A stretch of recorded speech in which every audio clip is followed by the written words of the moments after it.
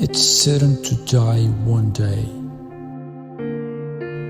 No matters how wealthy you were, how prestigious you were, how powerful you were, nobody cares. The only thing matters is how you influenced others' lives and what was your impact on others. You come into the world, spend your life, enjoy every bit of it, and go back. What's the purpose of that life?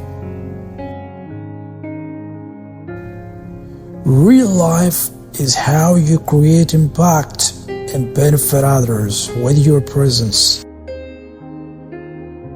Success is equally important, but it is more important to have positive impact on the lives of others, because helping others give you inner satisfaction that can't be duplicated with any other happiness or success in your life. You make sure that you are here to develop people, help them, encourage them, and make the world a better place to live. That's what life means, and that's what your impact should be on others.